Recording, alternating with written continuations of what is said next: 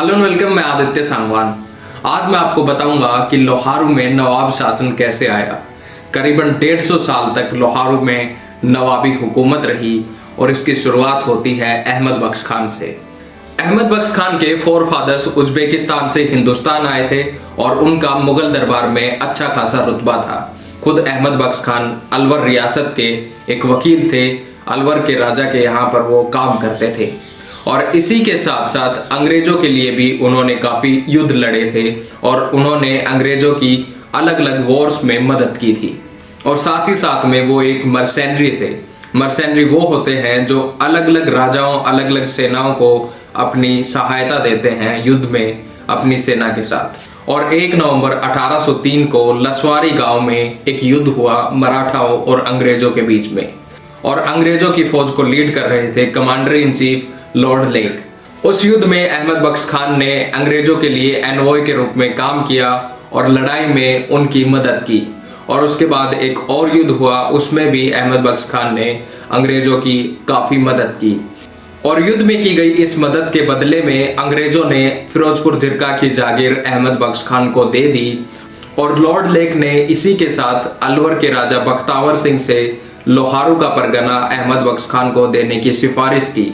और मई 1806 में अलवर के राजा बख्तावर सिंह ने लोहारू का परगना अहमद बख्श खान को दे दिया और इसी के साथ उनको 4 और परगना भी दिए गए।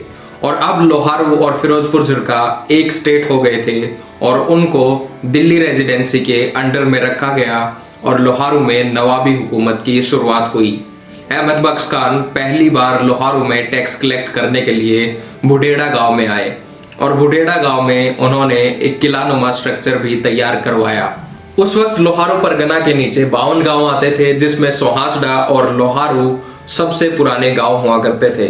लोहारू में उस वक्त करीबन 300 घर थे और पूरे लोहारू परगना की पॉपुलेशन उस वक्त 10,000 के आसपास थी।